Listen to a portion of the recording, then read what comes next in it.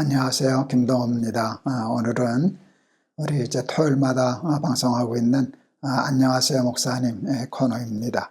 오늘도 20대 청년 한 분이 이렇게 상담을 보내줘서 이제 그 사연을 읽고 같이 나누려고 합니다. 안녕하세요 목사님, 말씀에 은혜 받고 있습니다. 감사드립니다. 상담 드리고 싶은 사연이 있어서 메일을 드립니다. 저는 모태신앙 20대 청년입니다. 부모님의 신앙관이 달라서 계속 싸움이 생깁니다. 저희 가족은 10여 년간 같은 교회를 섬겨왔습니다. 그런데 담임 목사님이 시간이 지나고 사람이 많아질수록 보수적이고 권위적인 모습을 보이셨습니다. 이에 어머님은 점점 목사의 권위적 고압적인 태도와 성경과 다른 말씀에 실망을 느꼈고 점차 이른바 소위 진보적이고 자유주의적인 목사님들의 설교를 찾아 들으시게 되었습니다. 그리고 3년 전 어머니는 숨이 막히고 힘들어서 도저히 이 교회를 더 이상 다닐 수 없다라고 하시며 교회 출석을 중지하셨습니다.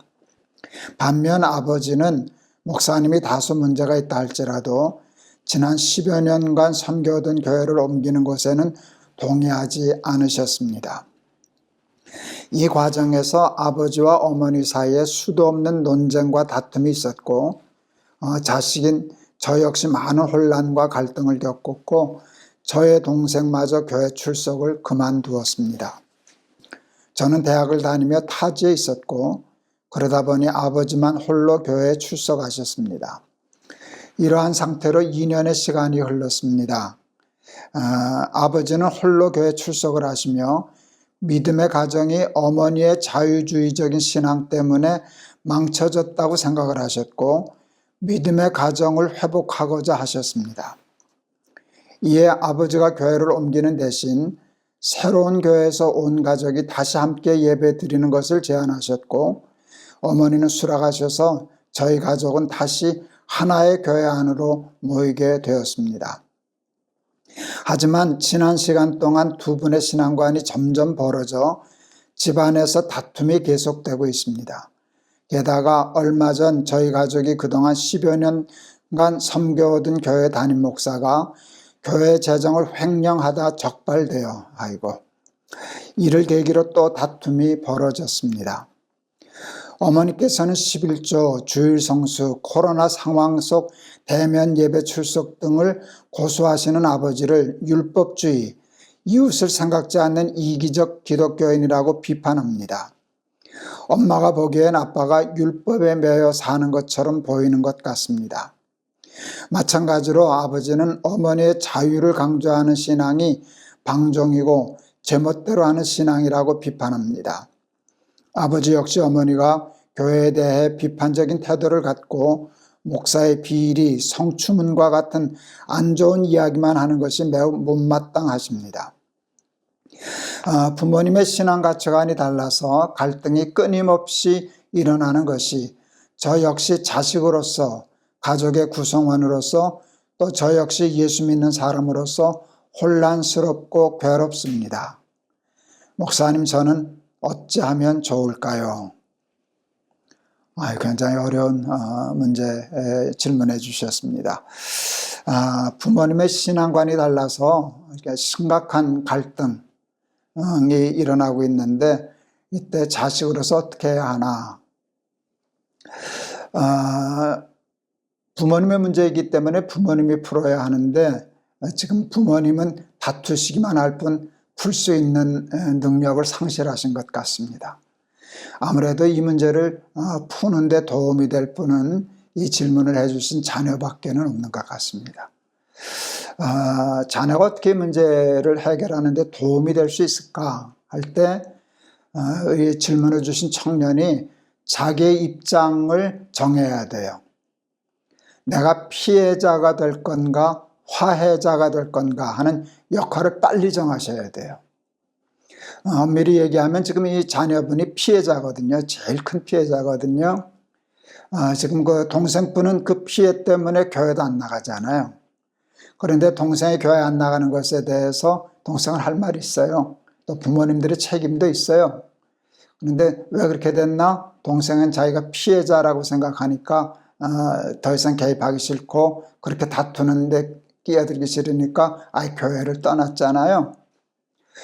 이 질문을 주신 청년도 그렇게 피해자의 입장에서 해도 누가 뭐라 그럴 사람 없어요.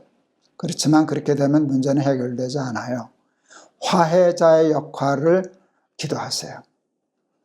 아마 이 질문을 주신 청년도 어머니 쪽이 더 일리가 있다든지 심정적으로 아버지 쪽이 더 일리가 있지 않나 하는 쪽으로 기울어지는 것은 있어요. 있을 수 있어요. 그렇지 않겠어요? 그렇지만 그 어느 한편에도 서면 안 돼요.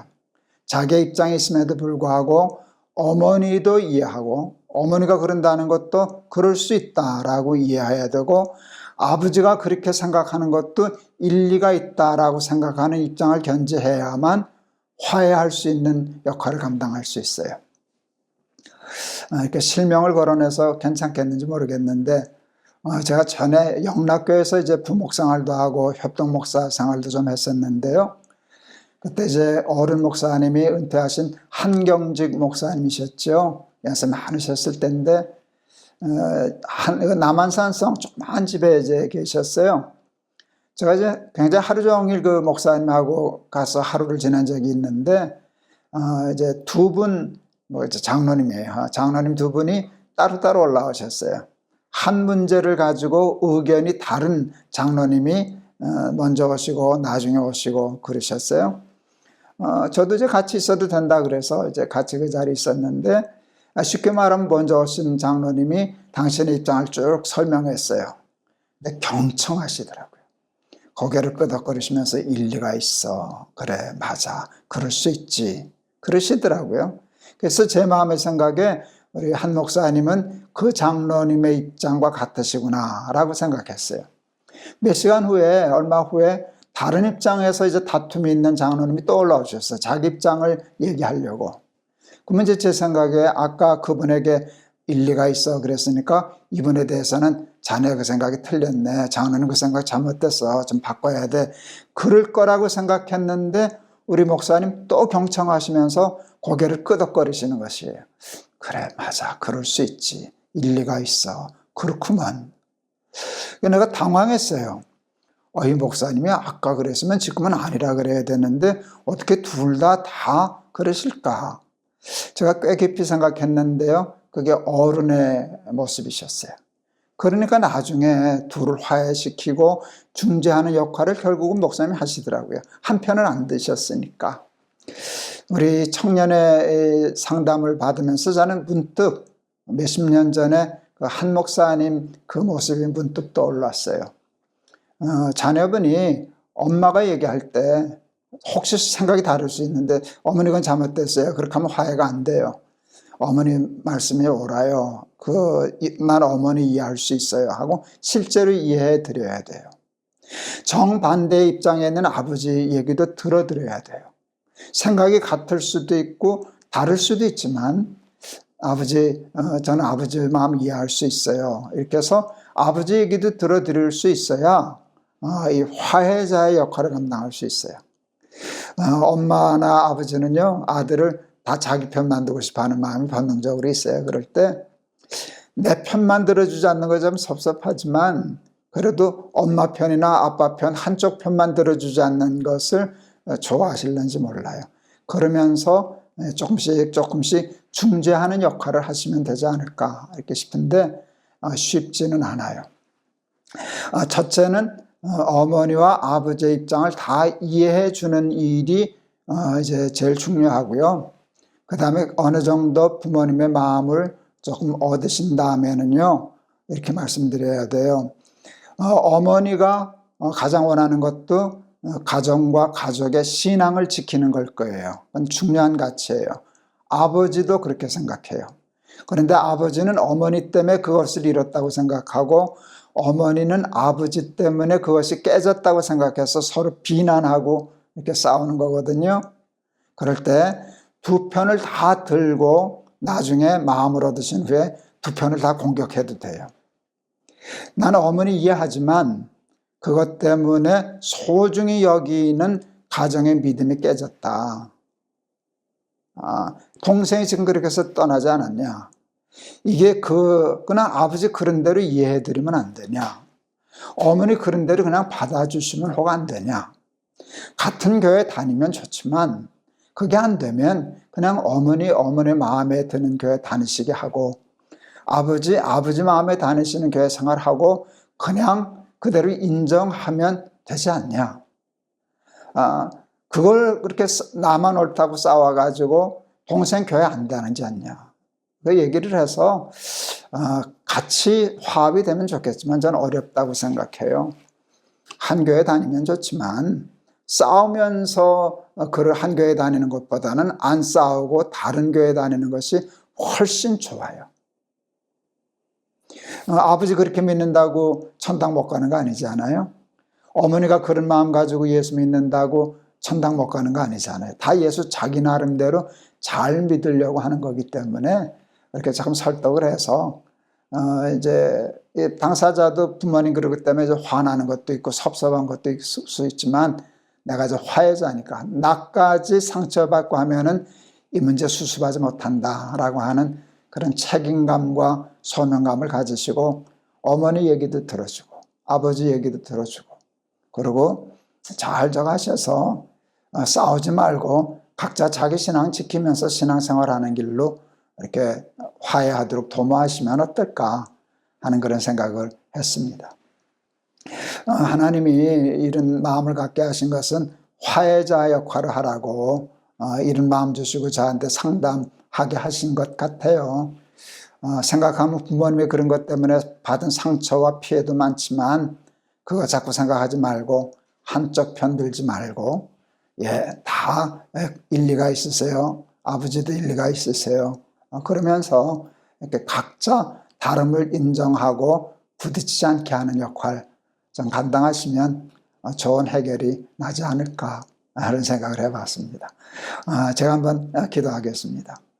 하나님, 부모님의 신앙관이 달라서 가정의 믿음의 평화가 깨져서 많은 어려움을 겪는 청년의 상담을 받았습니다. 하나님, 이 사랑하는 자녀에게, 이 청년에게 화평케 하는 화해자의 은사와 달란트와 역량을 축복으로 허락하여 주셔서 두 분의 사이가 이 아들의 중재로 중재될 수 있게 하여 주시고 다투지 않게 하시고 서로를 인정하게 하셔서 가정의 신앙의 평화를 회복할 수 있도록 하나님 도와주시옵소서.